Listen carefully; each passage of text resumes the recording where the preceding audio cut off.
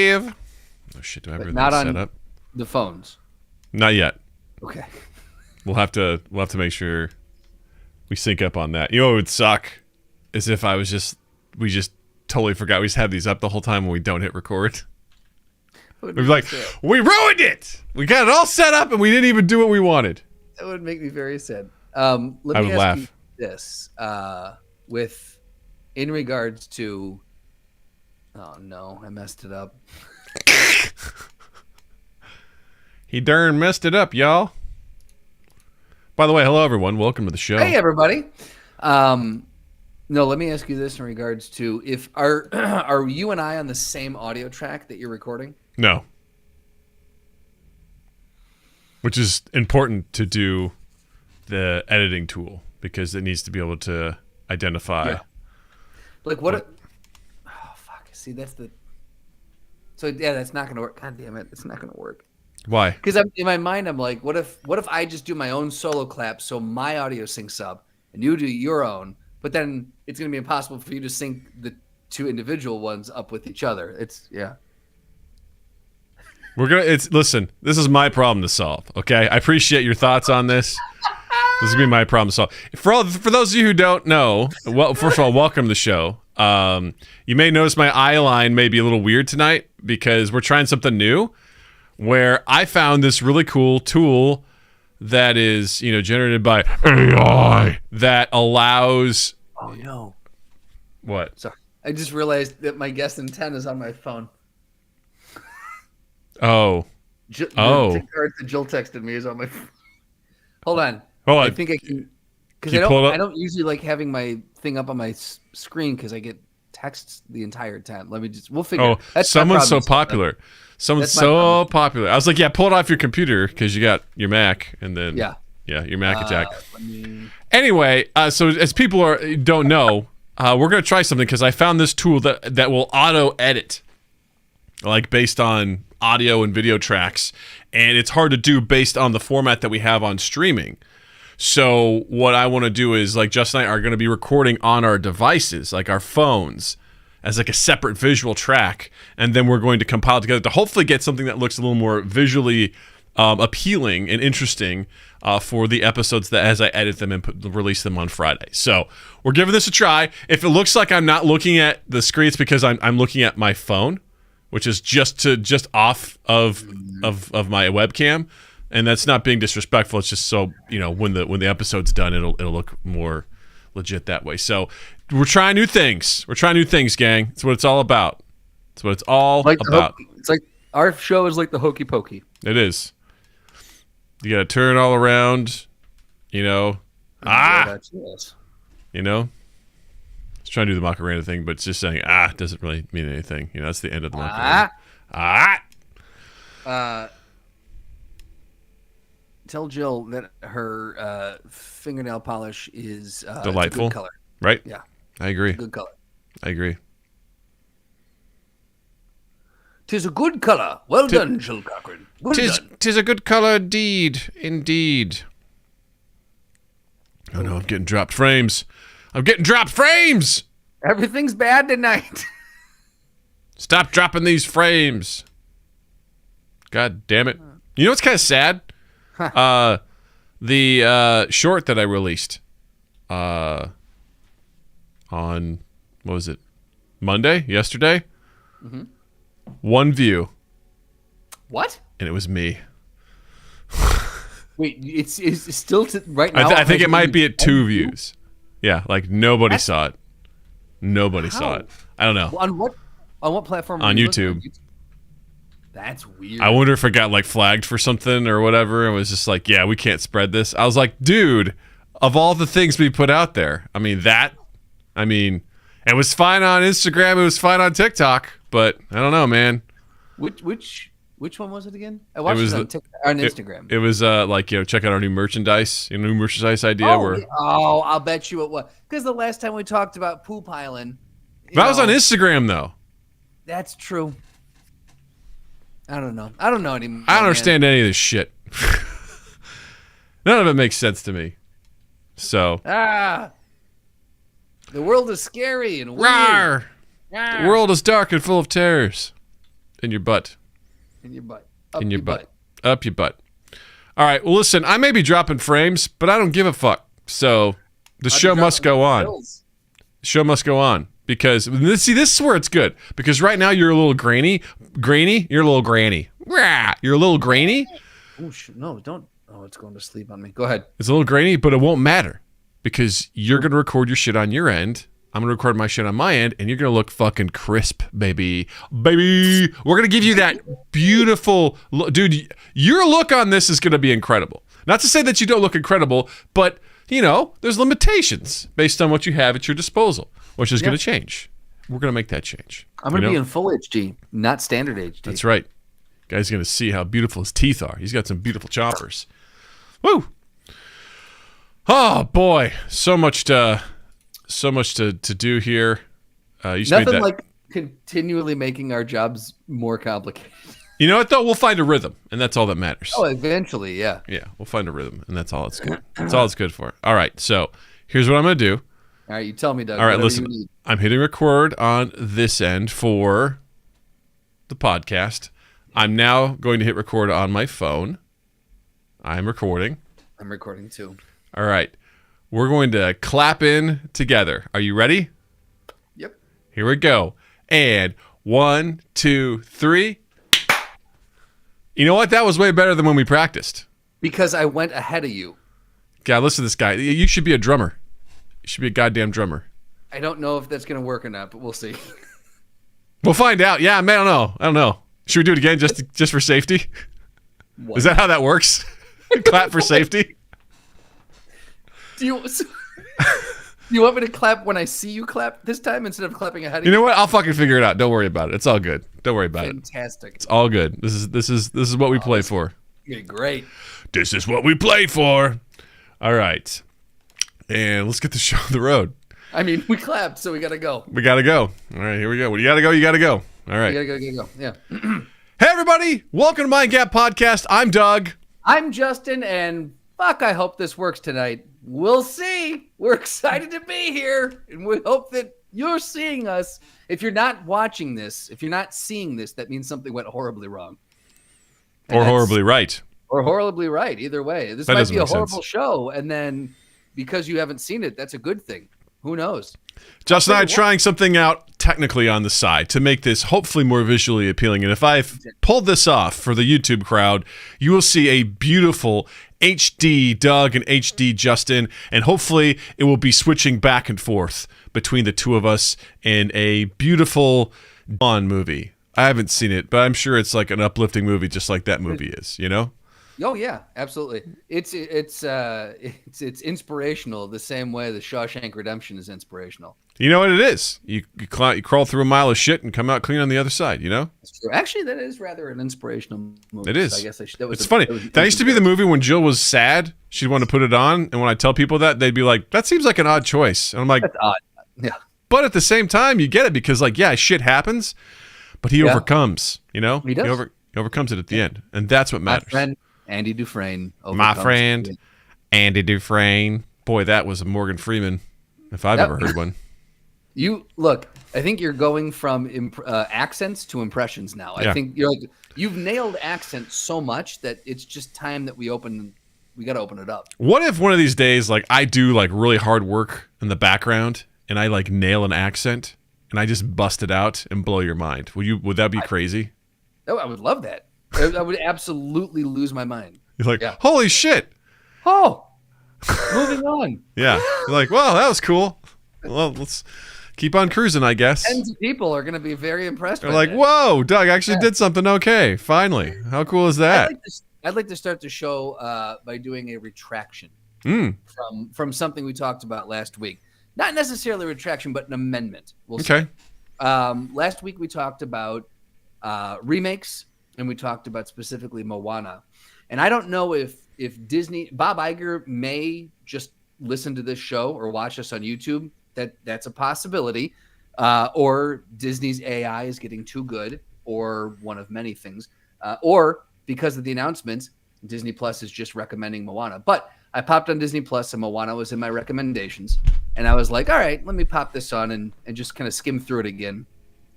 And after watching it, and specifically watching the You're Welcome song, I got to say, while I stand by, I think it's too soon to do a live action remake of this.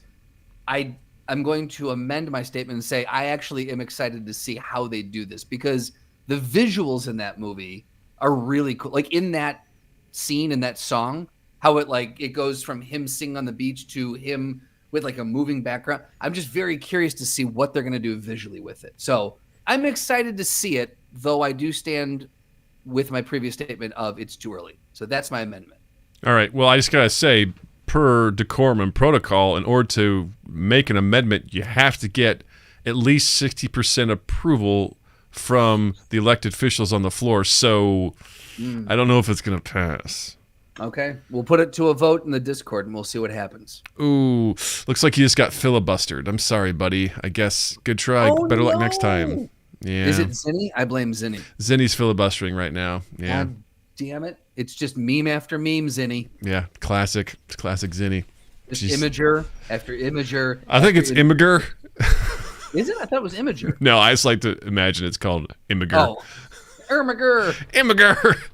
For the record, that meme, Ermagerd, I say so many things in that fashion all the time. Like, and I don't even realize that I'm doing it.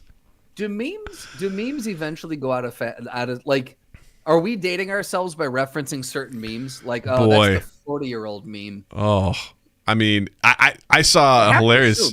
That's the new, like, Jesus, how old are you sort of thing, right. You know, where you're like, I watched this show. It's like, dude, that show's been off the air for 30 years. Like, what are you talking about? It's like, I did the Ermagerd meme. You're like, the what? That's ancient. I saw an amazing video the other day of this. It was on TikTok, and this guy was stitching it, which basically means you watch a little bit of. I'm explaining this to Justin or anyone else who doesn't know how TikTok works.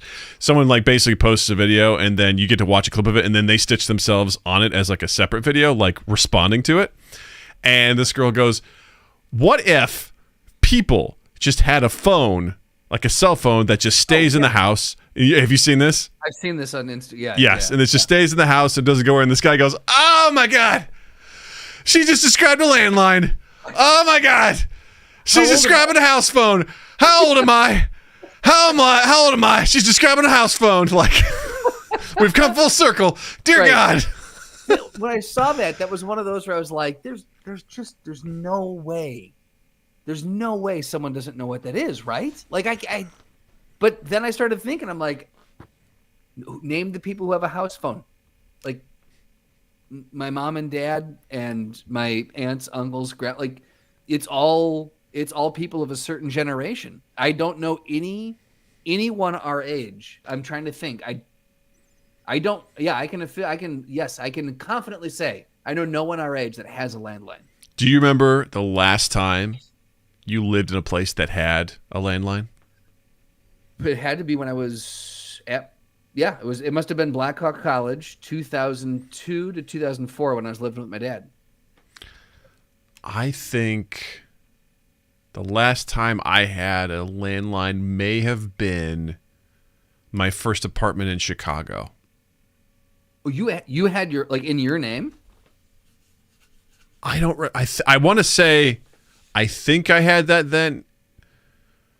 Maybe I don't know. I don't remember. There was definitely a time where I feel like I had one because I got a call from the Fraternal Order of Police because the person who had that apartment before us was a bit of a rabble-rouser. I know this because a bounty hunter showed up at our door. What? I'm sorry. You're going to have to rewind and tell that story. What? So we get a knock at the door, and I answer the door like shirtless because that's just how I used to roll. And they were like, "Yeah, we're looking for so-and-so." And it was like a dude with like a tactical vest. It wasn't a cop. And they're like, "I'm looking for so-and-so." And I about shit my pants. I was like, they don't live here. They're like, "Are you sure?" I'm like, "We get like a lot of calls for them and we get their mail, but they don't live here. I promise." And they're like, "Okay." And they walked away, and I was like, "Oh, woo! Someone's got something going on from." So I remember in that apartment, I got a call from the Fraternal Order of Police, and they're like, they were pitching me over the phone, and they got me to agree to do a pledge, and I was agreed to it? I didn't know how to handle the situation. I was like, shit. How old were you? Dude, I was like 21, 22. Okay, that's fair. Yeah. And I was just like, huh? They're like, we want to know if you'll pledge. And I was like, sure. I didn't really know what that meant. And he's like, how much are you willing to pledge? And I was like, he's like, $20. I'm like, oh, okay. He was like, we'll send you some stuff. And like, he sent us like bumper stickers and things like that. And they kept calling and I never paid it. And I was terrified that this was going to I was going to get in huge trouble. Like as soon as the bumper stickers came, I threw them away. Like I never told Jill or anything. And they would be calling to I was just like, I just hang up on them or whatever.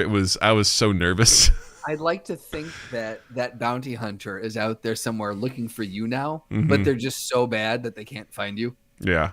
I was and he's like, you 20 years ago, you promised the Fraternal Order of Police $20 fucking. Yeah. And I'm like, I'm glad I never gave it to him. I get those robocalls now. And it's, I love when they try to. I was just looking for my phone to hold it up, and I'm like, "That's right, fucking here, right there." This is tough. It is tough. I get those. And I love how the links they go to make it sound like it's a real person. Oh, I know. These robocalls, and they're like, "Yeah, can we count on your one-time donation for this and this and this?" And it's. I would love to get someone because I'd love to actually engage them in a debate, but. Well, you're good at that stuff. You've always enjoyed that sort of stuff. So I love, man, when I get an actual person, it's just yum. You know what's going to happen is at some point AI is going to get so goddamn good. Oh no. That you're not even going to be able to tell. You're right. This is going to be like, "Hi, Justin. This is Joe Biden, and I would like you." You're like, "What? Huh?" What? Joe? Yeah. And not only that, dude, the scams The scams that are going to come along with that are going to be brutal when they can AI that. And someone's going to be like, the mayor called me. Fuck, I didn't even think about that. They're already doing phishing now with texts, right? Where people fall for it all the time. Like, hey, I'm the CEO of your company. Can you go buy me $500 in Apple gift cards? Okay. And they do it. And it happens. And it's like, oh, okay. Yeah. But what's more terrifying is what AI can generate now. We listen, if you're tired of us talking about AI, get over it because AI is coming for you whether you like it or not. So AI is out there just saying, "I'm going to come." So get ready. There you go. Speaking of AI, Doug can make Trump say that anytime he wants. Anytime I want. There we go. That's more of an audio drop, but I don't know if that's AI. This is technology. That's just zeros and ones, Justin. I still don't know. We've talked about it many times, and I have no idea what we're talking about. Well, just recently, someone I've seen 2 of these now, where people have put together some AI-generated commercials, and these are wild. These are the things that nightmares are made of. Yeah, these are super duper wild. I'm going to adjust this real quick here. So the first one that you guys are going to see here, if you're watching this, is the AI-generated pizza commercial. Yeah. And unfortunately, you won't be able to hear the audio for it because some of the audio on this is probably copyrighted, so I'm not going to mess with it. Yeah, we don't want it. Yeah. But visually, you can see it and and everything like that, and it'll be interesting. So I'm gonna swap us over here to Twitter. This comes from the handle. I just closed out at Dan Oliver, and he says this whole advert was created using AI.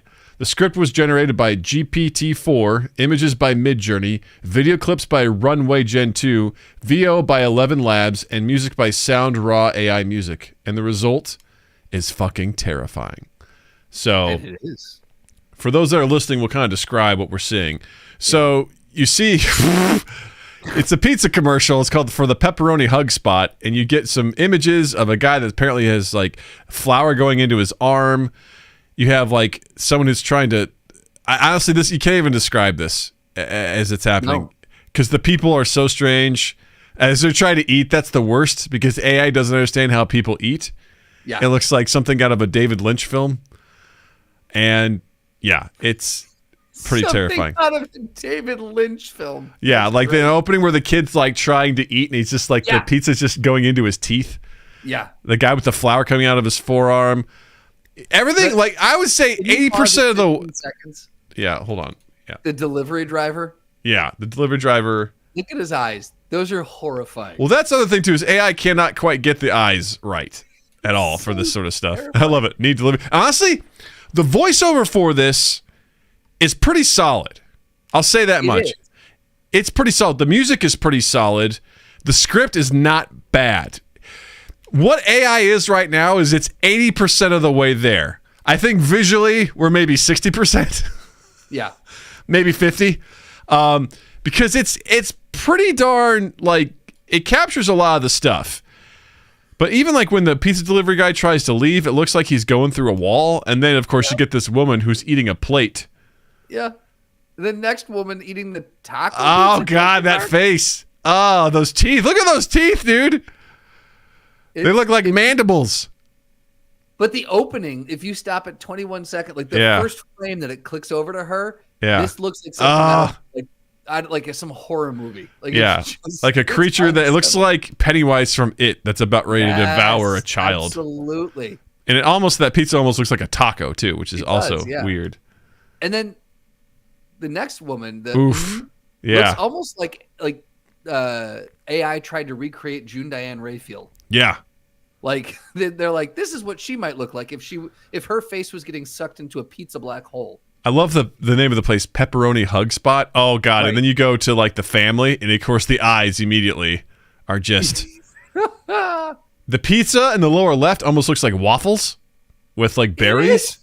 It so is. This is totally waffles. This is totally waffles. It's not. Oh, and then watch the girl on the right as she tries to take a bite. It just goes into her chin. And she's like, wink. Ugh. It's awful. I love the tagline, like family, but with more cheese. Because there's also a part here where like they're showing the pizza getting made. It's like at like 12 seconds. It looks like this guy's grinding something into the pizza. Yeah, it's so strange. And the voiceover at that point also says, with cheese, pepperoni, vegetables, and more secret things. Not vegetables, vegetable. Singular. Vegetable. Yeah, that's right. Sorry, cheese, pepperoni, vegetable, and more secret things. And more secret things. Yeah, I don't know what he's supposed to be. Oh, you know what it is? He's cutting the pizza. Oh, okay, because there's a knife there? I think he's supposed to be slicing. Okay, so what does he have in his hand? Is that cheese? It kind of looks like. No, I think he's supposed to be holding like a pizza roller, but it's fucking up what the. Because what's unsettling is it looks like there's a knife on the lower right. Yeah, that's what I'm saying. I think it's supposed to be a pizza cutter, but the AI couldn't figure out. But then what's in the other hand? It looks like he's holding ice cream that's melting, and he's like pushing it into the pizza. I think that's what I'm saying is I think that's supposed to be the handle of the pizza. Oh, okay, gotcha. It's just kind of all melded together. But you know what? Who fucking knows, man? We don't know. No one will ever know. No one will ever know.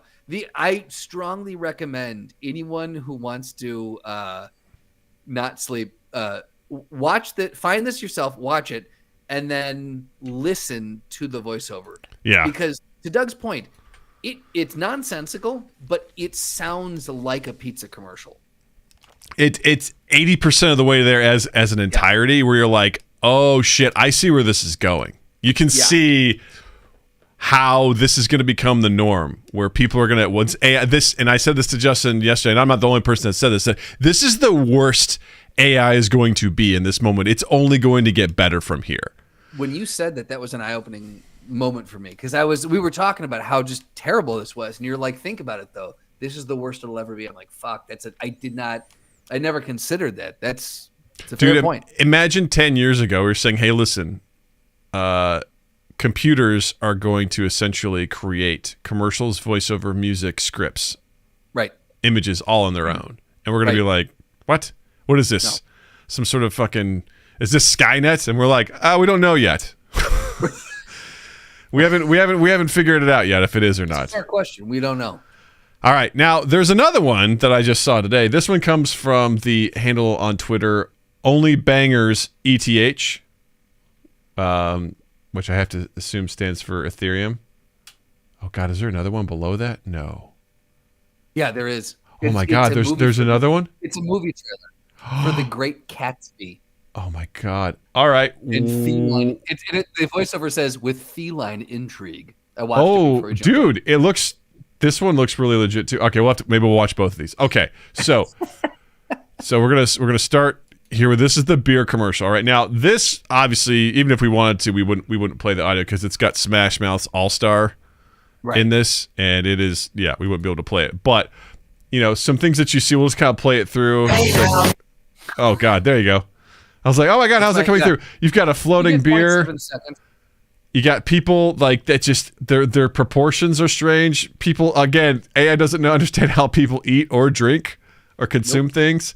Oh my God, there's so much happening here. We're gonna try and take it bit by bit, but people are on fire. Like there's explosions. The other thing AI doesn't know how to do is words. It doesn't understand that. If you're like, hey, write this out, it's like it jumbles it up. It comes through like as a different message. Yeah. So as we're going through this here, we can kind of see like the people that are like laughing, they're laughing extremely strangely.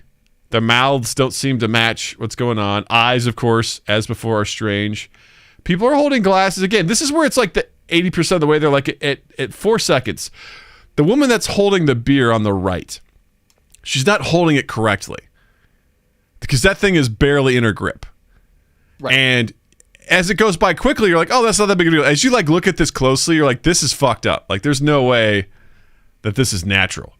She's like, okay, she's holding on to that. The girl next to her is like, yeah, weird eyes. And then the next girl has, how many fingers do you see on this thing, man? This blonde chick. I need to. We're at 5 seconds. 2, 3, 4, 5. 5 seconds in. 7, 8, 9, 10. There's 10 fingers with one hand holding this jar. Oh. Here we go. 5 seconds in. Yeah. Yeah, it's like a Snapple bottle, like a Snapple bottle, but 1, 2, 3, 4, 5, 6, 7, 8. I think that's 10. It's you know what it is? It's a hand with 5 fingers on each side. Yeah. Like it's basically like this. Yeah. Yeah. So very, very strange. And then you've got the proportions at like 6 seconds seem weird. Yeah. Like very, very odd. Woman has very short arms. And then you got this other girl that's like, yes. And then at 8 seconds, you've got this floating beer bottle. Wait, like this dude's having a full again, he's drinking Snapple and he's talking to the floating beer bottle. Yes. That looks like looks like the new it's got the New York Rangers logo on it. It's so strange. Yeah, because it looks like he's drinking tea. Yeah. And then like we go to 9 seconds, there's like a fire kind of happening in the background. There's like fire on the table. In the lower left, and then in the background, kind of like there's just like a fire. Something's burning. We don't know what. And then we move along. Okay, whatever. Yeah. Again, too many fingers on the can. There's also a second hand just out of nowhere. Look at the visor. Right? Oh, she's wearing that. But yeah, I do love how the other hand just kind of comes up. It's like, where's that other person? You know what I mean? Again, way too many fingers. Right. And these cans are huge, by the way. These are totally American cans. Yeah. Okay, we got, again, more strange people. Oh, God, proportions are odd. 12 seconds. It looks like it's a mix between it looks like she's holding a bottle of Bombay gin. Yeah. Again, too many fingers. Yeah. People are dancing. And then you get to 13 seconds, you get this guy that tries to drink. Like, someone's trying to drink. He's, like, licking the foam, kind of. Right. It's extremely upsetting. But then does he end up with? He ends up with sunglasses on. Take it frame by frame. Oh my God, he does! Like, oh my God, he does! Nice. And then this next guy is either, again, way too many fingers. Yeah, right. And he's either just singing or, yeah, he's singing. Oh my God, I'm sorry, the guy. Yeah. There's too much going on. Right. Man. What's up, Moon? Moon, welcome to our nightmare show. There's too much happening. And then at 15, the dude's just... He's like somehow sucking light? I don't know. Oh, that's so strange. And then at 16 seconds, I don't know, it's just a weird can. It's like that. There's like a spoon coming out. But then it just disappears. It's and it goes like away. Yeah. Yeah. And then we're dancing. No big deal. And then fires. Fire. And then you got cool shot. And then you got this girl making out she's into it. With RC Cola. And then you got this guy who's got like a weird contraption. That is like the ultimate beer bong, is what that is. This is like a college kid's wet dream right here, you know? It really is, yeah. Yeah, it is. Streaking. And then at 20 seconds, we have the Inferno. This is where it just turns. Like, it was weird already, but then it turns into... Because what is that guy on the right holding? Is he holding a camera? Is that a beer? Where's the Inferno coming from? Right. Where's it going? It looks like someone's inhaling it, and then like there's kind of like fire coming out of the beer, but not really. Seth goes, yeah, this is my jam. And you got this guy who's got his face is way too big for this giant can. It's like, I don't know, it's so disproportionate. And then you got this guy at 23 seconds. Well, also look at his look at how the arm goes into the hand. The guy at the 20 Yeah. Oh man, yeah. Oh god. And then 23 24 again, infinite number of fingers. And he's a gigantic forearm. Look at that forearm, man. Yeah. Oh. Boom. And then you got Inferno with people dancing in the fire. Yep. 25 seconds as a guy. Jesus. Drinking a beer upside down by the butt of the bottle. Yeah. But then the one after that looks like a clip from Guardians of the Galaxy. It does. Like pew pew pew. Like this is I fully expect to see this in the next God. movie. And then 27. They're you got sharing, two guys sharing a beer. They're lady and the tramping it. Yeah. They're just like nom nom nom. And then at 29 seconds, it's just like pure and fire Inferno. Yeah. And then it's like, hey, it's the name of this. So Erico Fendale. Yeah. Fennel Day. So there's that one. And then again, we won't be able to hear this. But I want to I don't want to spend too much more time with this because I think we get the point. This one looks interesting though. Like this is an AI generated movie trailer. As it goes on, it gets worse. Trust me. It's also a minute. Again, okay, hold on. We're going to go back. Look at these fingers. Look at these fingies here. These fingers at here we are. Oh god, the proportions are just off-putting. At 7 seconds, the one on the right, all the fingers are curled in together. Yeah. That looks horrifying. Yep. Not too bad. Not too bad. We're playing. All right, that girl looks horrifying. Again, the hands, man. The hands are weird. We're drinking fire from a cup. We're in a fancy place. These are some pretty good shots, though, I have to say. Like, yeah, unsettling when you take a close look at them. Yeah. For those listening, too, we strongly recommend you go search these out because you're definitely going to want to see what we are describing very poorly. In fairness, but I think we're doing an accurate job. You just don't understand the insane visuals that we're seeing. Yeah. Dude, you know what would be really awful? My favorite is at 29 seconds when out of nowhere there are fancy cats that come in. Yes, that is strange. Dude, you know what would be absolutely horrifying right now? What's that? This current AI, but porn. Oh, no. I don't like that. How unsettling would that be, dude? Like, that would be... They're like, all right, because you know that exists. You know that exists already. It has to. There's no doubt in my mind it has. Yeah. Well, hold on. That's just a big old leg and the kitty cat. Yeah. And then, these faces. I got to say, though, man, the quality, like the... All right, that smile. Oh, so this is like supposed to be like, like you said, it's the Great Gatsby. Yeah, it's called the Great Catsby. The Great Catsby. Wow. I don't have a subscription to the New York Times, but there was an article that was shared in my 9 to 5 today because it has to do with advertising and AI and what's coming down the pike. And it says. Says the godfather of AI leaves Google and warns of danger ahead. For a half century, Geoffrey Hinton nurtured the technology at the heart of chatbots like ChatGPT. Now he worries it will cause serious harm. And I would love to get access to this article. Oh, it just worked. You know when you reload it and you hit stop and you sometimes get it. All right, I've got the article. I'm not going to read it now. It's a very long article. But I do think it's interesting that even people who were behind the genesis of AI are saying like, hey guys, let's pump the brakes a little bit, because again, it goes back to the Jurassic Park quote, right? Just because we so focused on if we could, we didn't think if we should. Yeah. This is just getting a little. You and I talked about this a few weeks ago. We're running a little rampant right now. Like it's kind of we're trying to see how far can we push this, how fast can we push it, and I do think that we're I don't know, we're setting ourselves up for a potential issue. Oh yeah, 100%. And Seth said, he wanted to make a note that though AI's competency with boobs over fingies is well worth noting. So, which by the way, I'm sure is by design.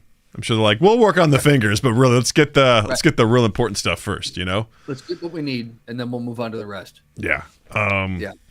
Yeah, no, I find this stuff fascinating. I think it's interesting. We're obviously not at a point where what'll be terrifying is when you can't tell the difference.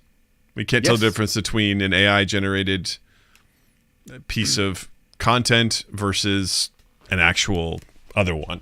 And the idea that when you first told me about Midjourney, and you went in there and you're like, oh my God, I can see what everyone else is searching for. And the first thing I saw was someone putting in a very detailed description, probably had about, 30 keywords about something with Christina Hendricks.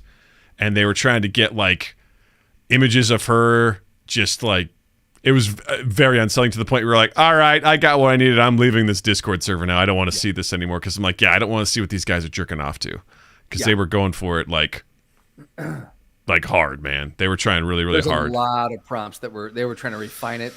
And that's the terrifying thing too, is that there's always been, I feel like that it's in essence an invasion of privacy. Like if you can start generating really good looking content that is like hard to differentiate between what's real and what's fake, and you can just start, putting anyone's face on anyone's, you can basically make whatever. There's a danger there, I feel like, as far as privacy, as far as what your rights are. It just doesn't feel good. Yeah. Don't trust it.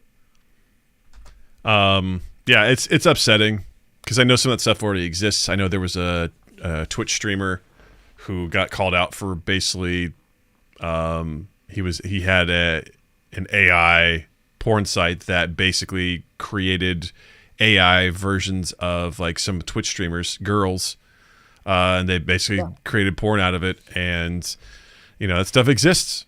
Unfortunately, and there's a market for it. Yeah. Well, I mean, anytime we have a new emergent technology, the joke is how long until we make a fuckable version of that thing. Yeah. And it's an internet joke, but it's also a joke. It's a Rule 34 meets. We're always going to use technology for gross, nefarious things, and it's true. It sucks, but it's very true about our system. It's funny because it's true. I've said this before, I'll say it again. One of my favorite Robot Chicken, like little sketches, was if you're not familiar with Robot Chicken, it was a show on Adult Swim. It was like a 15-minute show, and it just had like a series of like short little sketches. And one of them was a guy goes, "Behold, the robot that will change the world." And someone raises their hand. He's like, "Yes, sir." He's like, "Can you fuck it?" The guy's like, "Excuse me?" He's like, "Can you fuck it?" And he's like, "No." And then everyone goes, and just leaves the press conference. And I was like, it was always just like spot on. Like that one always caught me where I was like, that's exactly where we are. It's the very first thing that we go to. And the thing is, like, that stuff's created and no one really says anything. And then eventually everyone accepts it. And we're like, hey, this thing exists now, Right. Seth says, I mean, to be fair, it isn't the first. The rush to make porn out of BioShock Infinite's character Elizabeth produced huge advantages in 3D rendering technology. Yeah. Oh, wow, this comment was for content that happened like 3 minutes ago. Yeah, yeah, my internet sucks tonight, gang. I'm really sorry. To that end, though, that's very true. But I think the point being is that this is able to replicate, like 3D rendering technology is one thing, and a BioShock character is one thing. But when you're generating lifelike images of Christina Hendricks in compromising positions, that's a whole different level of You know what I mean? If it looks like a cartoon, that's one thing. It's not great, but if it starts to look just like the person and you can't tell the difference, you could easily be swayed to think that this person is in this video or is in this a picture of them in this position, has been leaked or whatever it is. That's, I don't know. There's an element of you're dipping into a whole realm of privacy and invasion of privacy that just, again, it feels gross. It just feels really gross. Well, it really what it is, it's I have a feeling I'll never have to worry about that. I don't think everyone's going to be like, I can't wait to see Doug, just doing sex stuff. And, the percentage of people that want to see that's pretty small. So I don't worry about though, Doug. Whatever. Hey, man, it's a long tail theory. You go long enough, there's something for everybody. All right. But I imagine, to those sorts of people who deal with just harassment on a daily basis for being a woman and existing, let alone existing on a platform where, people get a lot of views, that has to feel incredibly unsettling to know that there's people out there that are creating images of you without your consent, doing, sexual acts and be like, hey, that's not who I am. I didn't authorize that. It's just, it's really gross. It's really upsetting to say the least. So yes. Seth goes, me now needing to make sure Doug has to worry about this. Oh, good. Don't wish it. Don't say it on the podcast, Doug, lest it become true. Yeah. Don't threaten me with a good time, With a good time. Yeah. I'll take you up on that offer all day. Well, I think that's this AI getting better and progressing to the point where you can't tell it's AI anymore is part of what the Writers Guild of America is striking for right now. If you guys haven't heard, they are officially on strike as of 12:01 this morning that we're recording Tuesday. What is it? May 2nd, the year of our Lord 2023. Yeah, they're striking right now, and a part of it is.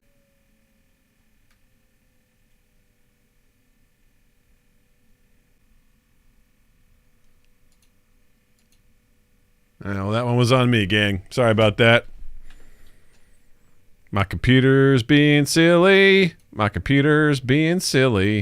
Shit. Oh, fuck.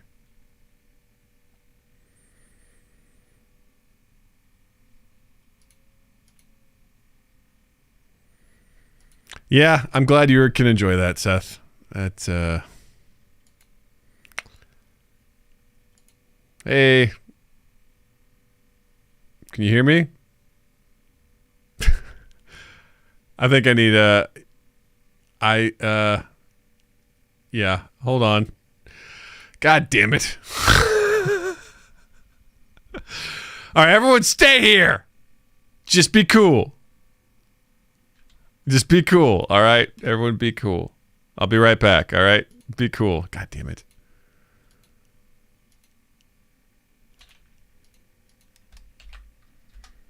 Fuck.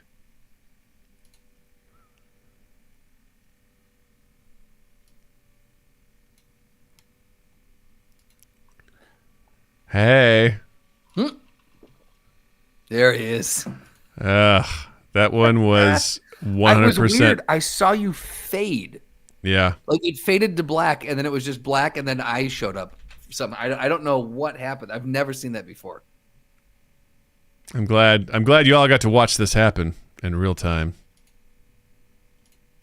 All right, let's get Justin back up here. God damn it. Justin is still a gray cloud. Why isn't he coming back in? Do me a favor. Can you just close out of your browser and then just come right back in? Sure. All right, cool. So that one was 100% my fault. Yeah, I clicked the button. Didn't think he would have apocalyptic repercussions, but it did, and now this will be fun to edit later. There we go. Now we're back. Oh, man. Oh, boy. Well, yep, that was fun. Anyway, So let's take this from the top. Justin, what's, with AI progressing in the way that it is, what does this mean for the Writers Guild of America? You know what I mean? This is wild stuff. I'll tell you, Doug. I'll tell you, these sorry sons of bitches. They're fighting for their lives over here. No, they really are. They are on strike. The WGA is on strike as of 12:01 this morning, Tuesday.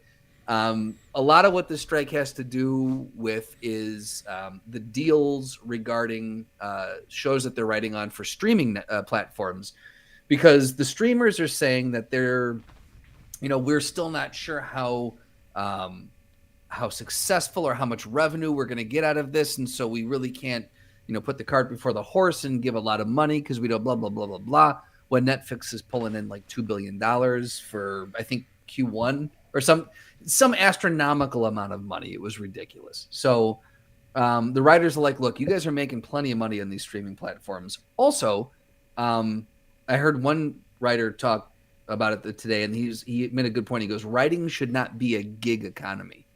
Like we would get on a show and it would run on network shows. You'd have a job for at least a year. If the show didn't get canceled, you had a job for multiple years. But now, because shows are 8 to 13 episodes, he goes, you might have a job for 2 months and then you're out of a job again. And he's like, if you want good quality shows, writing can't be a gig economy. You have to have writers that are being compensated, that have, basically you want professionals to do this. And you also want ways for younger writers to get in and work their way up. If you just have these quick bursts of work and everyone's scrambling for them, it's just not conducive. It's not conducive to making better content, which is people are addicted to this content. Another thing he talked about, which I thought was interesting, is he brought up the fact that when you go to watch a show, he goes, very few people, if any, are brand loyal. I only watch shows on Disney Plus. I only watch shows on Netflix. I only watch, he goes, they don't care no one cares what streamer is carrying the show. People are into the show, and the show is there because someone wrote it. That's the foundational block of a show, is the writers. And so he was saying that these platforms wouldn't be Netflix wouldn't be Netflix if it didn't have the writers behind House of Cards, Orange is the New Black, Stranger Things, name any number of shows that's on there. Sesame Street. Sesame Street is a huge one that Netflix created, and really does a good job with the writing. They've won a few Emmys for the writing. Netflix has. So that's a big part of this strike.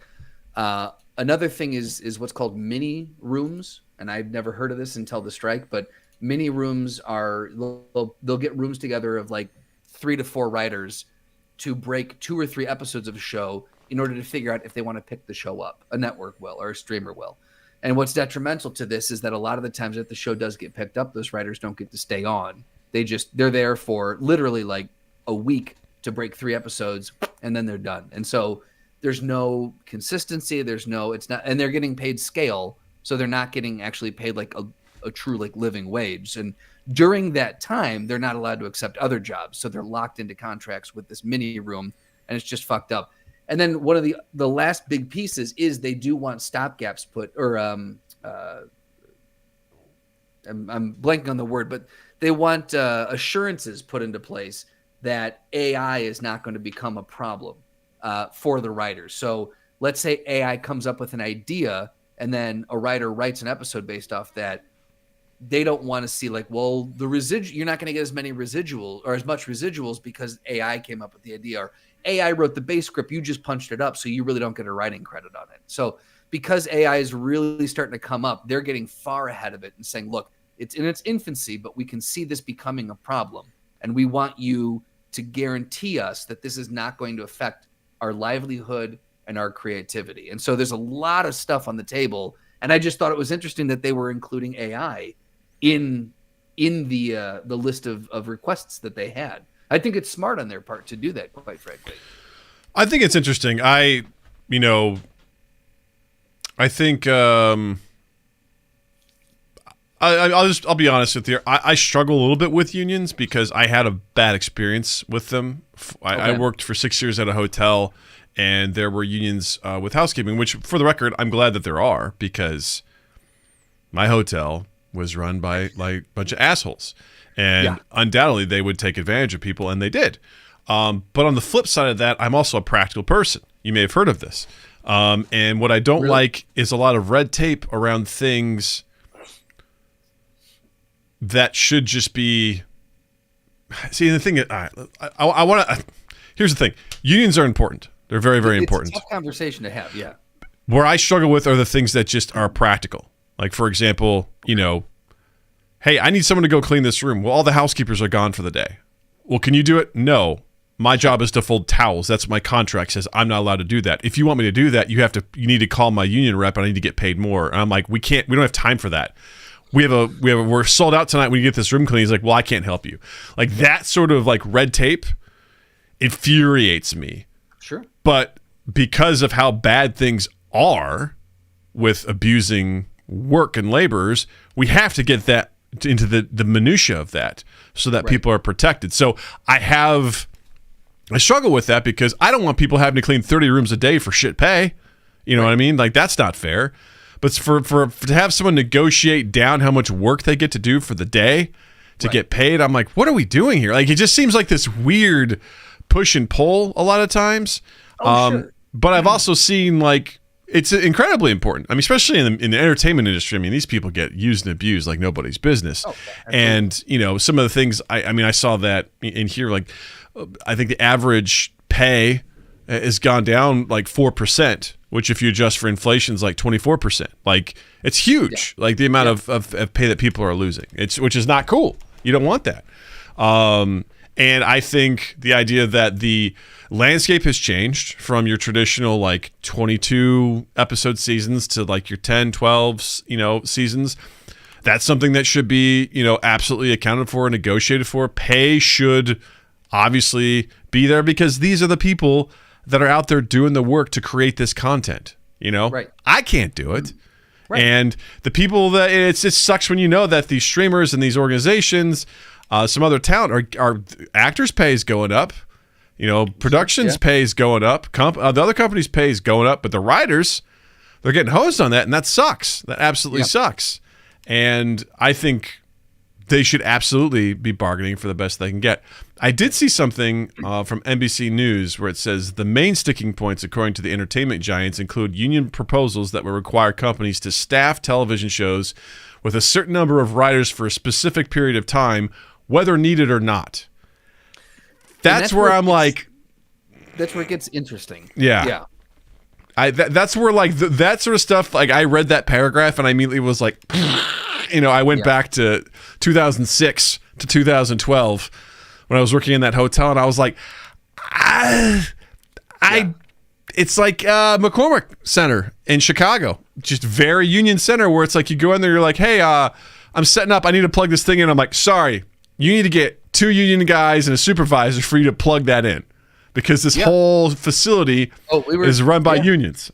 We were shooting there way back in I think it was 2011. I was shooting there with a company that I was working with, and it was McCormick or the Stevenson Convention Center, and it doesn't matter which one it was. We were there, we were filming something, and I said we needed to plug something in, and they had to radio down. I couldn't just physically plug something into the wall. They had to radio down and get. I want to say it was an electrician to come down and do that, but I was like, holy shit, like that's wild. Like, I didn't, and I come from a union family. Like, my dad was in the firefighters union. My mom was in the teachers union. I am very pro union, but at the same time, I do know that there can be overcorrections quite a bit. I think, I understand. I'm pro union, and I understand the need for them. And I eventually, I have been part of unions. I was a Teamster for a while when I worked at UPS. I would love to be part of one of the, the DGA or the WGA down the line at some point. I would love to be a part of one of those, but I do understand from the flip side how it can be very hard when you're not in it. It can be very hard to see why people are asking for certain things. And you're like, well, you're just being whiny. You're just being kind of a bitch about this. No. And it's like, you're not in it. Like if you were in it, you were seeing on a daily basis and all the minutiae and the little details, you're like, there's a reason we're asking for this. Or there's a reason we're asking for more because they're going to come back with a counter and we're going to meet in the middle somewhere. So we need to go super far this way because they're going to go this way. And then we'll find a middle ground that's amenable to everybody, you know? Yeah, no, I agree. I think I think unions are absolutely important, and I'm glad they exist. And I think you can appreciate and respect unions and also be able to give constructive feedback to it as well. 100%, yeah. Well, I think a very important recent thing was for the IATSE union, which is basically it covers everyone else that's not a director, a writer, or an actor. It's the camera people, it's the grips, the gaffers, the best boys. It's everyone else on set basically. And they, after there had been horrendous story after story after story of people having to work like 16-hour days. And then you would end at like midnight and you'd have to turn around and be back for 5 a.m. shoot. And your trip to your hotel was a half hour each way. So there's another hour and people were getting in car accidents because they were tired and they couldn't keep their eyes open. It was like horrendous working conditions. And that's the thing a lot of people don't understand about the film industry is that because so much money is being put into these films, the producers and the studios at the very top levels are sometimes they're going to want to wring every last bit out of their crew to get things done on time and under budget. And sometimes that's at the sacrifice of the people who are working really fucking hard, who are people. At the end of the day, they got families. All they're trying to do is they're trying to put milk in the fridge and food on the table, And it's so when you hear about that, you see why, they're like, hey, don't make us work 16-hour days. Or if you do, there needs to be a minimum of a 12-hour turnaround time in between, or something like those kind of minimums. So that's kind of a look at like how bad things can get if certain things aren't kept in check, Yeah. No, yeah. I totally agree with that. Again, that's where I think the unions are incredibly important because like those kind of working conditions are awful and they get paid shit. I mean, let's face it, a lot of those, and when you hear that these movies are making hundreds of millions of dollars. Right. And you're $1 billion. Yeah. You're like, I get paid jack shit and you need me. You know what I mean? You need me to do my job. And then, but at the same time, they're like, well, if you won't do it, we'll find someone who will. Right. And they're not wrong. But at the same time, it's like, this is why you need unions to help bargain for that shit and that's why strikes need to happen. And people need these better conditions because that's the kind of shit. You're absolutely right. The people like those studios and whatever that have a lot of that money, they're going to use their power to get what they want, and they're the ones that reap the benefits. Yes, they are risking for it, but there should be more equal share along the way. I'm very much in line with that. They're risking, but people shouldn't be needing to risk their lives for. Now, again, we're talking. The writers aren't risking their lives with, it's sitting in it's a little different story there than with the IATSE union, but. I think another misconception is how much money a lot of people make in the industry when you say, oh, I'm a writer. And it's like, oh, you must be flush with you just sit in your computer and you write for a couple hours, then you go get some coffee. No, a lot of these people are sitting down for 12 hours and they're banging out. And it's not like if you're working on a sitcom, a lot of it's not fun because you're just banging out. You're all right, what joke's better? You're hearing the same joke pitched different ways, for 3 hours. It's not fun. It actually is a grind. And you're making, you might be making a little bit more than like quote unquote average, but a lot of people in the entertainment industry are making ends meet. It's not everyone in the entertainment business flush with cash. A lot of them they're making maybe 30, 40 grand a year, like if they're lucky. And then if they don't get on a gig, if they don't get on a show or a movie, then it's feast or famine, you know? A lot of residual checks. People think residuals. They're coming in, they're raking in cash. They don't have to do anything. There's a guy online on Instagram. I sent it to you and Seth today. His name's Michael Jamin. I would say go check him out. He does a lot of people will ask him questions about the industry. He's a writer and he will give honest answers. And he'll just kind of like, here's the inside baseball on it. And when he gets residual checks each month, he opens them up and he'll read and he'll show you. He's like, all right, so here's the residual check when I worked on Just Shoot Me. That's for $7.89. Here's a residual check I got when I worked on this, this, and this. And some of them are for like $1,000, and some of them are for like $6. You know, he doesn't know what he's going to get.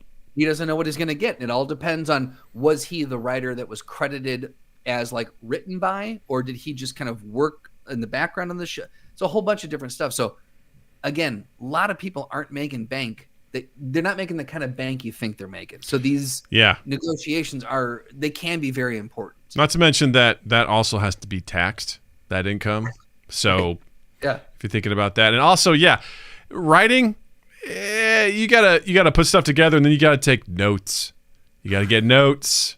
Right. You gotta apply the notes. Maybe not. You gotta figure that sounds like a nightmare. That would be. Listen, I think my worst nightmare would be driving like a long haul like semi truck. I would absolutely despise every second of that. I would hate that.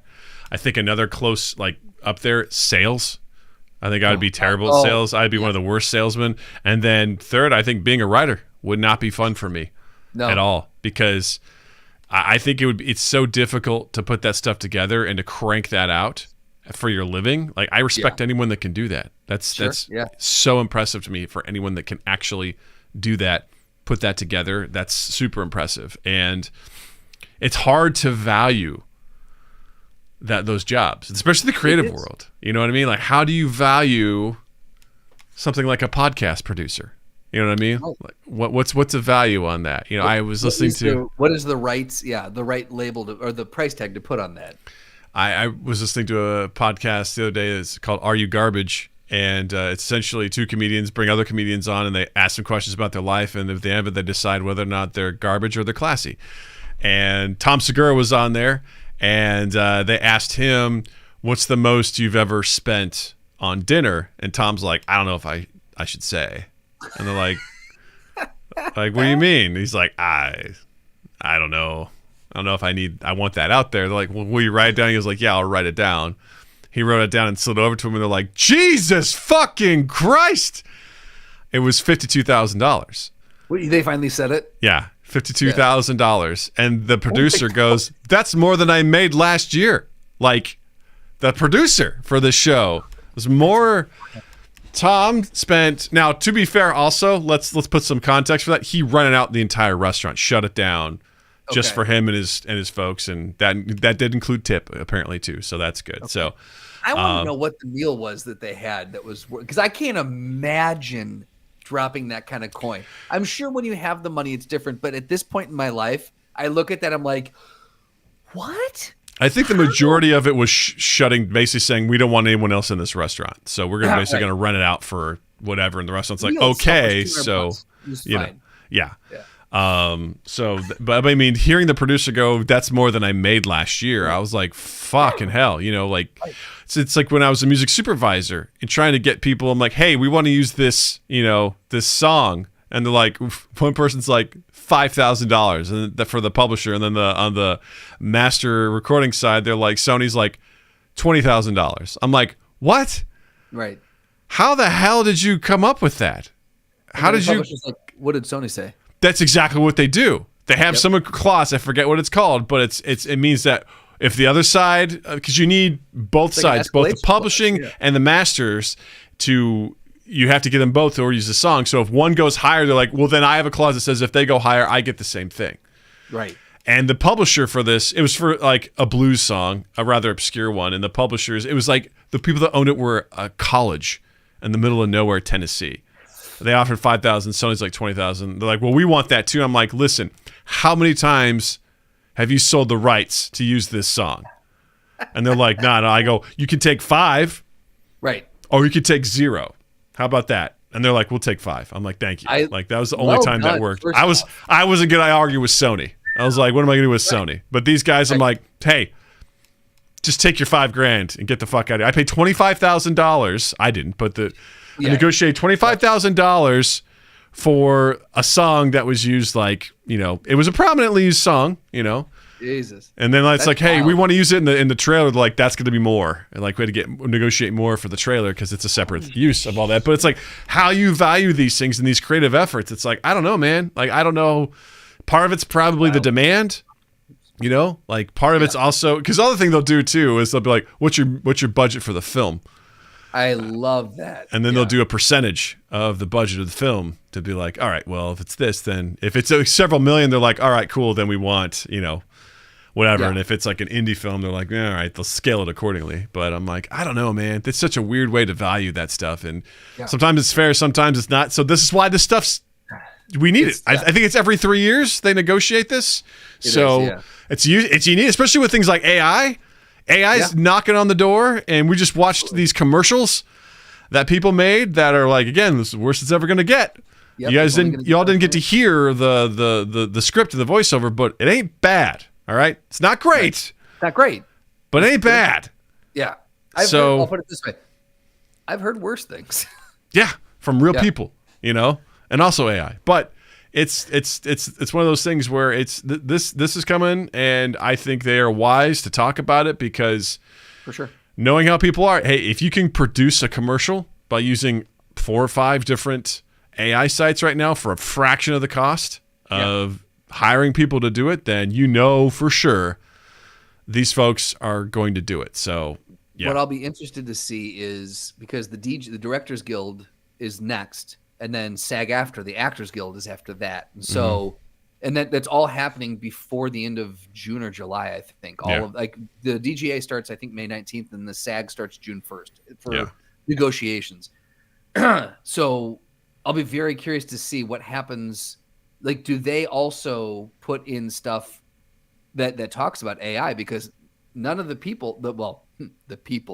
of the horror shows that we saw in here were actual people. And so, do the actors put something in there? Do the directors, is this going to become a bargaining chip or a piece of the bargaining at every renegotiation moving forward for all these different guilds? I'll be very curious to see. Honestly, I think they'd be dumb not to. Agreed. Fully agreed. I think they'd be really dumb not to. So I don't know. We'll have to see. We'll wait and see.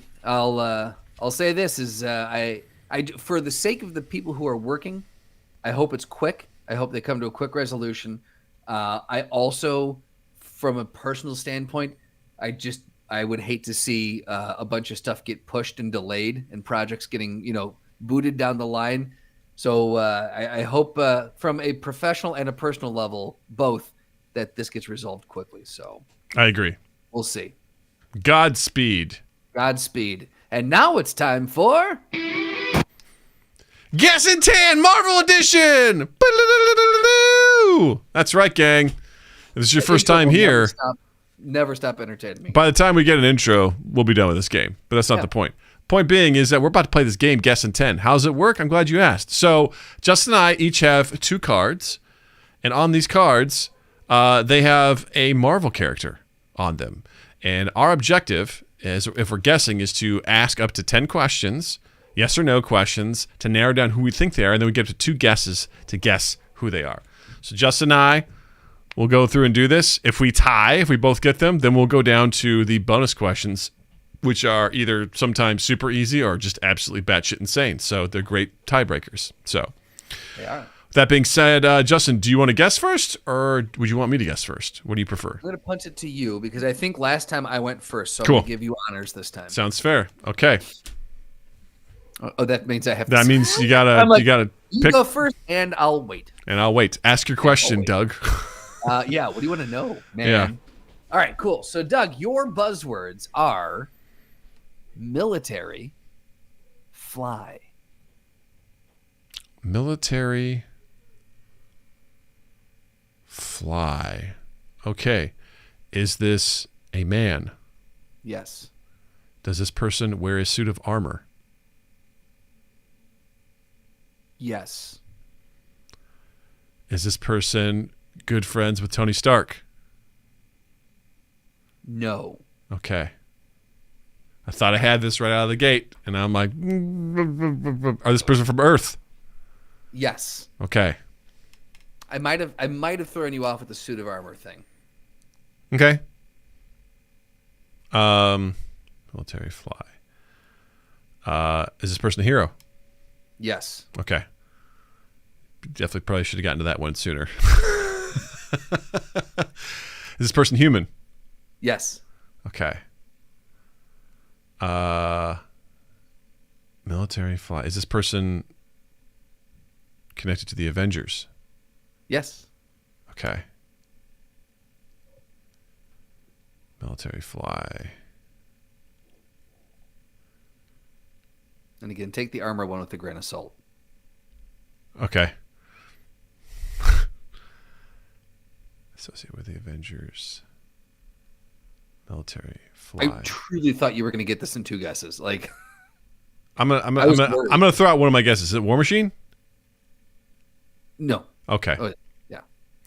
You said that like, no, you're an idiot. No, I was thinking, I'm like, that's it. Nope. I was more concerned about my fingers. Okay. I don't want to have AI fingers, Doug. Hey, that makes sense. Yeah. Oh, wow. So now, see, War Machine was really stuck. The Tony Stark thing, and that's I know. For some reason I couldn't let it go. That's the problem with this game. This game just gets stuck in your head. I'm like, I know what this is, even though all the answers are saying, nah, it's not. I'm stumped. Military fly.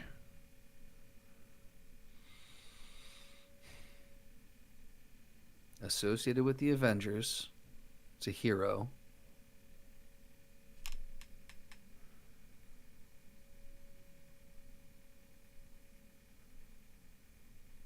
Man. It's a tough one. I didn't think you were gonna have this much trouble with it. I'm actually surprised. The next one I think you'll get really easy. Are they a part of S.H.I.E.L.D.?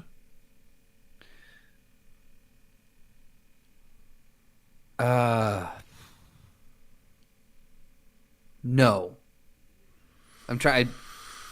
I don't believe they are. I'm 99% sure they're not affiliated with S.H.I.E.L.D. I'm honestly stumped on this one. I mean, it's not. They're not like. They don't say, "Hi, I'm so and so with S.H.I.E.L.D." Like they're not like directly affiliated with S.H.I.E.L.D. It's not like Nick Fury being like, "Yeah, they're with S.H.I.E.L.D." sort of situation. Correct. Yeah. Yeah, that's more or less what I was asking. They may have worked with, but not. Yeah. But they're not a part of the S.H.I.E.L.D. organization. Okay. Yeah.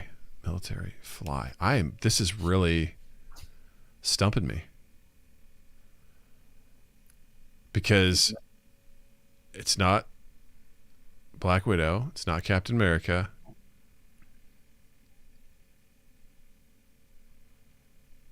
Have we done Iron Man yet? I like where your head's at. I like where you're going. It's not Thor. It's not Hulk. I mean, those are the Avengers. Or is that all of the Avengers? Because those are the original Avengers. Yeah, those are the ones I'm stuck on right now. Right. I don't think it's Ant-Man. Because he's not military. Right. And he doesn't fly. I mean, he can fly. Well, that's true. With ants. He's friends with flies. Yeah. With the other people associated with the Avengers that are heroes and dudes. For those listening and not watching this, like Doug's faces, he's in full analyze mode right now. Man, it was War Machine for me. I was like, that's who this is. And now I'm like, I don't know. Like it's fly and military. Oh man. I feel like you're gonna kick yourself. I know. Yeah. I know. That's why I'm like, I'm in my head. Yeah. Right now. I feel like this doesn't happen. Don't look at chat, by the way. Do not look at chat. I'm not. Seth calling shit out.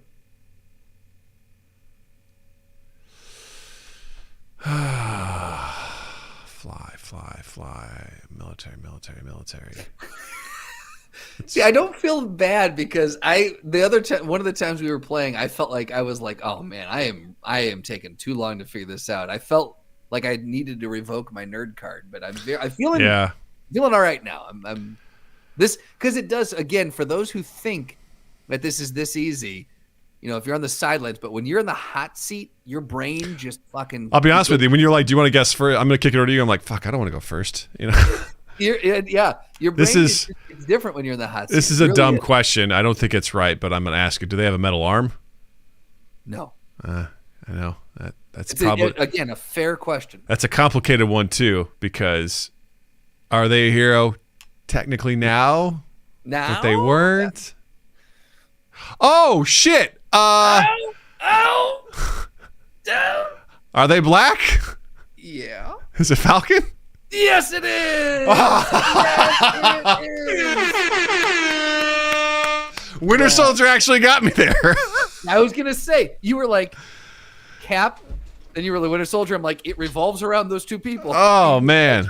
Yeah. So in this, he wears a high-tech winged harness, but like it is armor. Like he's used it as that's armor. fair. I get it. I don't know. Yeah. That's one of those tough questions. Again, my thing was like, does he wear basically an Iron Man suit? And when were like, said that, I was like, he's thinking War Machine, and I was like, It's all good. It's all good. All right, there you go. Woo! Woo! Okay. All right, Doug. Let me hear it. All right. Number 1 or number 2? I'm gonna block the chat so I can't see anything. Okay. Number 2. All right, number 2. Here we go. Your buzzwords are fast and fly. Oh, it's the Flash. Next. Wait, what's the game? I don't. All right, fast and fly. Fast and fly. Superman. I'm sorry, you have failed this round. I failed this round. It's your 2 guesses, Strandlin. Okay. Is this a hero? Yes. Is this a male? No. Okay. Is this Captain Marvel? Oh wow, going right out the gate. No. Damn. Okay. Wow, that was some bold. I was like, if I get this right, it's gonna be fucking impressive. It's gonna be huge. It's gonna be huge. Okay. Just fucked myself. All right. All right. So hero, female, fly and fast. Mm-hmm. Okay. Is this person part of the Avengers? No. Okay. Does this person wear a suit? Yes. Okay. Is this person part of the Ant-Man universe? Yes. Is this person have a familial connection with Hank Pym? Yes. Gotcha. Is this the Wasp? Yes. Nice job, man. You got right there. Nice job. Well done. Well done. Would you like to go for the bonus? No, thank you. Okay. No, thank you. I didn't even ask if you wanted to go for the bonus. I thought about it for a second. I'm like, I don't know, man. After everything I went through, I just can't. This game psychs me out so much. I'm gassed. I can't. I'm like, I don't know, man. All right. And I apologize. I didn't ask you 1 or 2. So that's okay. That's all right. That was my choice to do that. All right. So your buzzwords for your second person is fighter, villain. Okay. Fighter. The first question should be, are they a hero? Yeah. Is this a man? Fighter, villain. Yes. Okay. Is this person human? Yes. The long pause there. Human.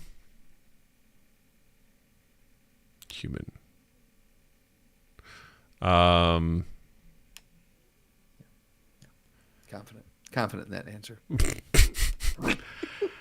Has this person fought the Avengers? Was that a bad question for you? I mean, here's the thing, Doug. I'm almost 100% positive that every villain at some point has fought the Avengers. In the MCU. In the MCU. Thank you for allowing me to clarify that. I was like, I'm like, yeah, I mean, what are we talking about here, you know? What are we talking about here? Have they fought the Avengers? No, they have not. They've not fought anyone from the Avengers in the MCU. They have fought someone from the Avengers. Yes. Okay. I will take that as an additional question because I clarified. So that'll be 4. All right. Yeah, I'm like, they haven't gone up against like Team Avengers, you know. But. I'm in my head again about what I think this is, and I need to get this resolved, and then hopefully I can recover.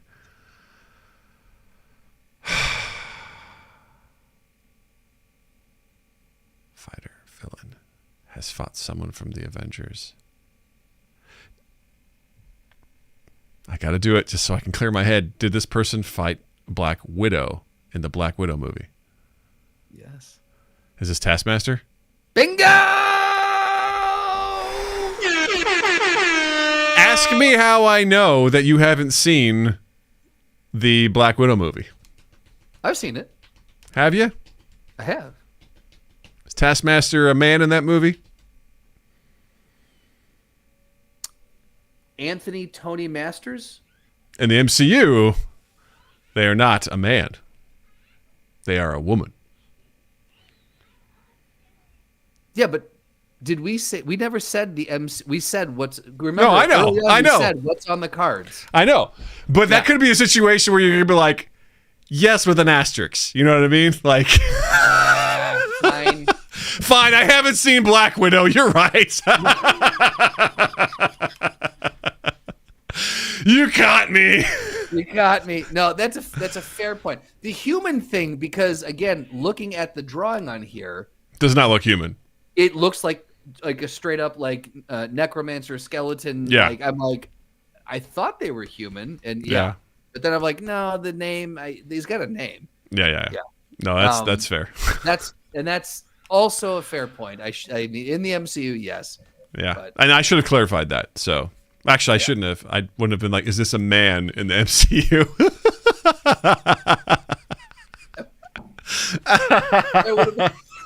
Well, you and I have to get so hyper specific. We with do. Each other now. We do.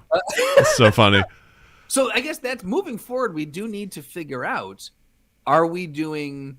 Is it based on the cards, or do we need to say asterisks? I think based on the most well-known version of this, I think it's worthwhile to say like asterisks, like Taskmaster.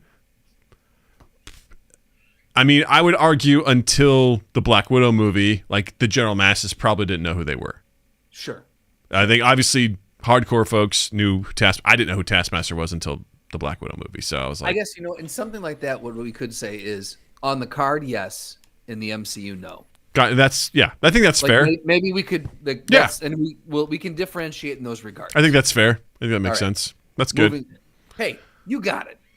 You got it. You got it, guy. Speaking of you got it, here you go. You ready? Yes. Yeah. Here we go. Fighter, blue. The Tick? Fighter and blue. He's not a fighter. Fighter and blue. Blue. Wow, that threw me off. Blue. Okay, is this a hero? With an asterisk? It's complicated will be my answer for that. All right. It's complicated. Okay, I'll accept that. It's like a Facebook relationship status. Yes. Okay. Is this a man? For the record, that's what Natalie goes, is Loki a bad guy? I'm like, it's complicated. Complicated. What do you think? Yeah. Depends on which movie you're watching. Let's talk about morality for a second. Yeah, right. All right. Is this a man? Mm-mm. No. Fighter, blue. It's complicated. Female.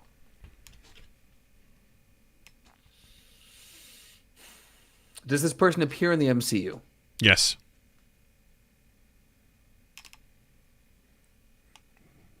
Oh, is this person one of the daughters of Thanos? Yes. Is this Nebula? Yes. Boom! For a second, I was like, no, it's Gamora. I'm like, that's not Gamora, it's Nebula. Dude, the clues on this one would not help you at all. No. I'm so glad we didn't have clues. All right. What are the clues on that one? I was a member of the Graces, a group of female warriors. Oh, boy. Nope. I am from the eternal colony of Titan.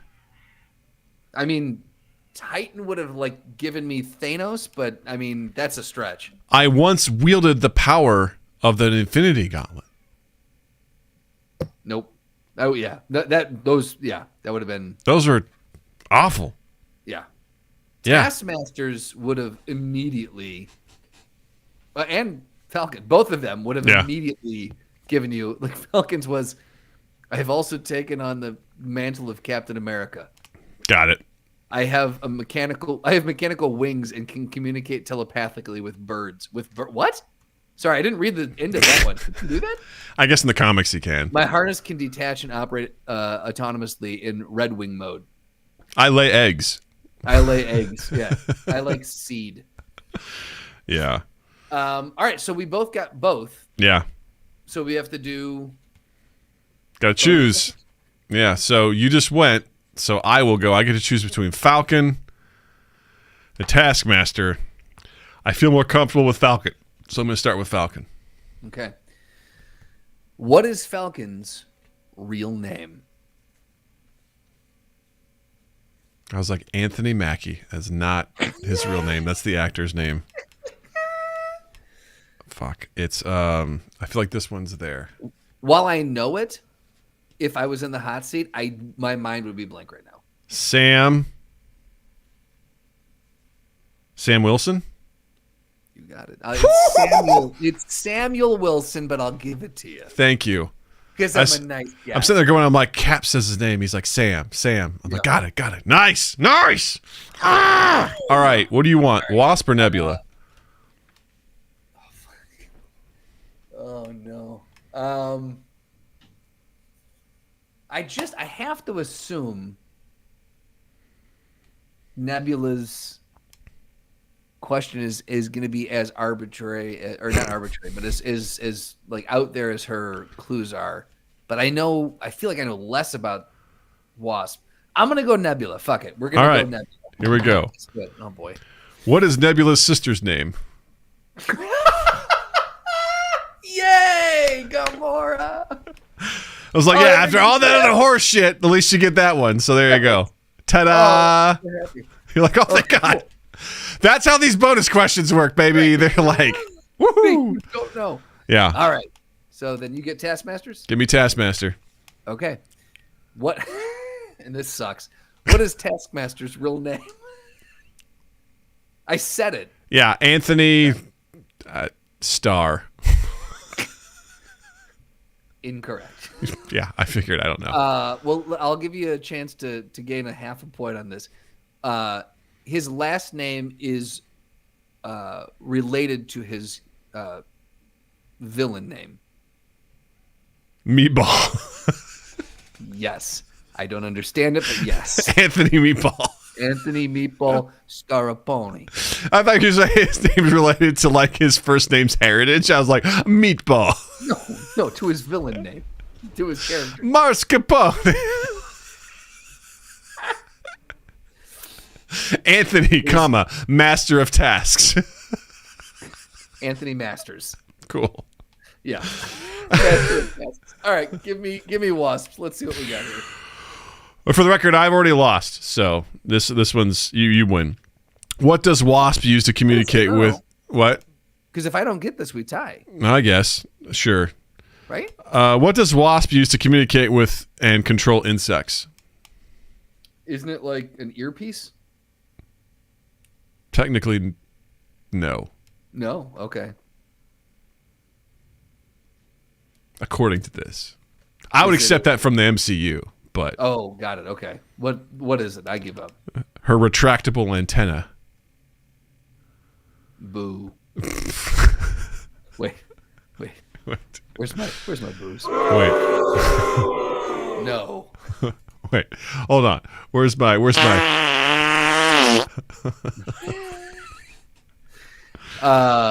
So technically we tied. I mean, whatever. All right. So we get to kiss next time we see each other. That's what happens. Yay! On the lips. On the lips. Awesome. Woo! Well, that was something. Justin, I love Seth saying, "Ain't nobody calling him Samuel." Justin, what do you got to recommend this week? Oh boy, I've had this one on here for a while on my recommendation notes. But I have. There's so many other things that have come up that I'm watching now that this has fallen away by the wayside. But up to the point where I left it, I was very much enjoying His Dark Materials on HBO Max. It's cool, futuristic but retro fantasy. It's kind of this weird in between. It's got some of my favorite actors and it's got James Jesus Christ McAvoy. It's got Andrew Scott, who played the hot priest on Fleabag, and he's been just in a bunch of he's absolutely amazing actor. I believe it has a girl who plays X-23 from Logan as like the lead character, right? It does. And I'm blanking on it. All I'm thinking is Bella Ramsey from Last of Us. Anthony Meatball. Yes, it's Anthony Meatball. I want to get her name right so I can. Daphne Keane. Yes. Lin-Manuel Miranda's in it. It's just a great show. So I would say check that out. It's finished its third season. Is there a season 4? Nobody knows because there's a writer's strike. Knows. You know what? That's a good point. So take your time binging it, because who knows if and when we'll get another one. But His Dark Materials on HBO. That's right. Doug, what do you got? I took Natalie to the theater this weekend to see the Super Mario Brothers movie, and I recommend it. It is very fun. It was one of the first times I think seeing a movie where I'm like, the plot extremely thin, and I'm okay with it. It's a very rare thing where that happens, where I'm like, this is just fun. It's just very enjoyable. There's a lot of fun Easter eggs for anyone who grew up playing Nintendo. It was so well done, and Natalie loved it. It was really cool. I thought it was it was nice to see a video game adaptation like something like Mario. Yeah. That just really, I think, leaned into what it was, and it was fun, and yeah, I thought it was great. It deserved the money that it got, because it's a lot of nostalgia, and it's fun, and it's just, if you just take it at face value, you're not looking for anything super deep or powerful. It's very good. I highly recommend it. So I would say check it out when it comes out on streaming. You don't need to run to the theater to see it. I wanted to take Natalie, because Natalie, I was eating dinner with Natalie the other night. She goes, "I'm so sad we missed the Mario movie." I'm like, "What are you talking about?" She thought that those movies only come out for one day, like on their release day. Oh, that's so funny. She goes, "We missed it." I go, "Oh no, it's still out there." She goes, "But it already came out." I go, "Oh, if it's good, it will stay in theaters for a while." And that movie did very well, so it's definitely still out there. And she goes, "Oh, well, can we go see it?" I'm like, "Yeah." That's so fun. It's one of those things, we've talked about this before, where like if you have never heard, if you don't have a concept of something, like, there was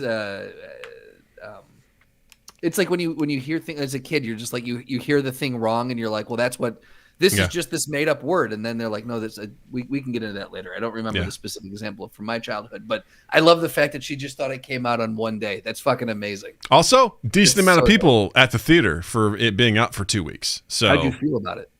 Going into a theater that was more packed. It was mostly kids, so it was fine. Like disease-ridden animals. I saw, it was amazing to me, the people that were wearing like Mario like swag when they went in. Yeah. Like there's a kid that had like a Mario Brothers hoodie on, and he was holding like a Bowser stuffed animal. And this kid was probably like 12 or 13. And I was like, you know what? Fucking dig that, man. That's cool. Fucking A, man. Yeah. Yeah, it was very, very enjoyable. So definitely check that one out. I love it. Yeah. That's fucking great. I love it. The thing is, like, it's becoming a dad-daughter thing where we go to the movies, and I'm here for it, because I was like, told Jill, I'm like, hey, this movie's an hour and a half, okay? And with trailers and everything like that, it'll probably be like 2 hours. Take 2 hours to yourself, okay? I'm taking the kid. We're going to the theater. So there you go. And we had a blast. So it's really good. It warms my heart that you have found like a thing that is so near and dear to you that you guys can share together. That is fucking amazing. Also, I want to say this before we go. Tonight, Natalie always gets confused what I'm doing, because she's like, because you and I met last night in a production meeting. She goes, "So you guys did your podcast last night?" I'm like, "No, last night was like planning for the podcast. Tonight is when we talk." I go, "Friday nights are when I do video games. And she goes, the Saturday nights for D&D? I'm like, you got it, kid. And, and Jill says, yeah, Friday nights he does, video games for the podcast. And Allie goes, well, Mom, Dad's a gamer, so he should be playing games.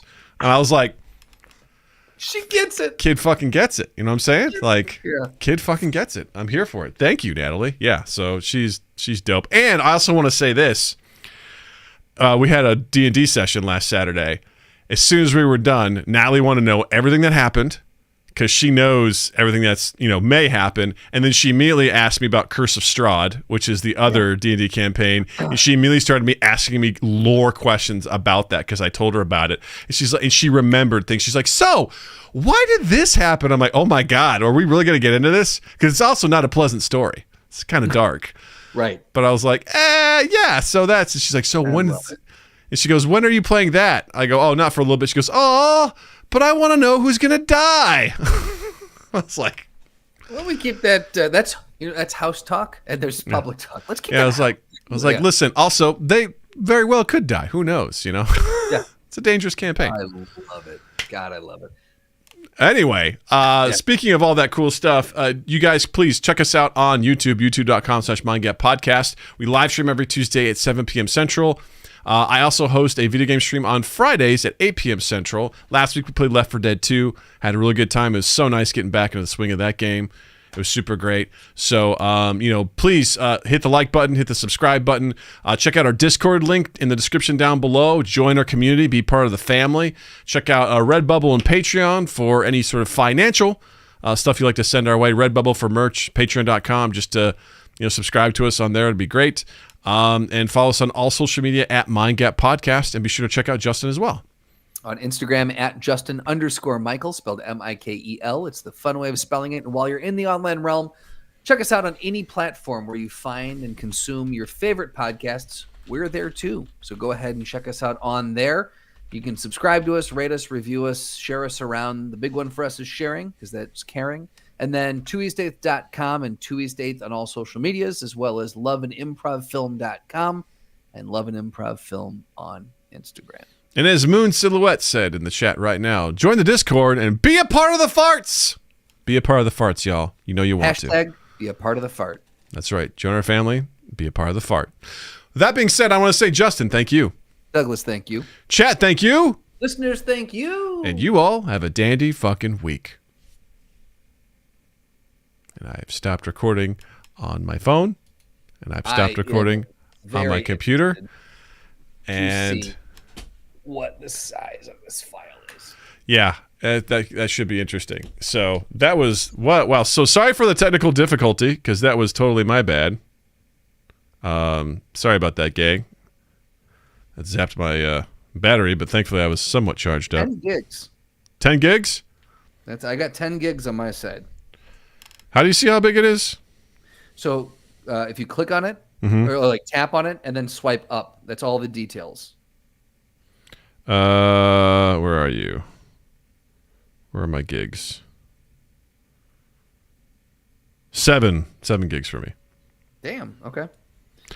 So we are going to have to for sure delete these. Oh yes. From our Google Drive because that will take up space. Yes, it will. Yeah. Moon Seth, thanks so much for hanging out with us. It's always good to have folks here during the shows, so we appreciate you. And thanks for putting up with us trying out this new thing. Hopefully the edited episodes will look a lot nicer and be more engaging as I try some stuff out there. So I'm much appreciated with that. So I know what I'm going to do. I was like, how am I going to get this file where I need it? And I know how I'm going to do that. So, but yeah, come check us out on Friday at 8 p.m. Central. I haven't decided the game I want to play yet. I'm open to a lot of thoughts. Kind of maybe thinking doing some Mordhau. I'm kind of been into that game lately. I also got an escape room game for Seth and I that could also potentially be fun. I'm not sure yet what we're going to be doing, but stay tuned. It should be a good time. Willy woo! Is the escape room game like where you guys have to like click around and find clues to open a door? It's similar to Keep Talking, Nobody Explodes, in that the way I understand it, one of us is in the past and one of us is in the future. Ooh, I like this conceit. And there's actually, I guess, apparently a creepy narrative that goes along with it as well. There's one that Seth and I played called We Were Here, where essentially, and Seth just said that sounds like We Were Here, where essentially you're a part of an exploration group that's in the Antarctic, and you come across a castle. You're like starving, and you go in the castle, you instantly get separated. And one of us is in one part of the castle, the other one's in the other, and the rooms that we are in pertain to each other. And we have to give each other clues without seeing the room to figure out what's going on. And in one of the rooms, I took my time, just very given great detail what I was seeing, and I didn't realize that the room was filling up with water. And all of a sudden, I was like, "Oh my God, it's filling up with water!" And Seth's like, "I see some pipes." And I was like, "Oh my God, figure it out, because I'm gonna drown." I started freaking out. It was very, very funny. Did you make a reel out of that? I did. Yes, I remember that one. It was funny just to see you freaking the fuck out. Yeah, and Seth and I, because Noah and Alpaca had played it before, and we were in the first room, and we took fucking forever to get. I was having shame fill my body, where I was like, "We're dumb. We can't figure this out. This is the first room, and we're struggling." And they're like, "Look up," and I'm just like, looking all over the place, like, "Not that high, you weirdo." I'm like, "Oh, there's the one I need. It's right there." Like, we just kept trying shit, and they were just like, "Jesus Christ, these idiots." So I think that could be fun, especially since it's got sort of like a horror twist to it. It could be fun. Yeah, so we'll see. Absolutely. We'll see what's up. Because Mordhau, while I enjoy it, may not be that fun to watch. I don't know. We'll see. Who cares? We'll see. We'll find out. So we'll see. We will see. Until then, gang, y'all enjoy your evening, enjoy your week. We love you, and we'll see you next time. Take it easy.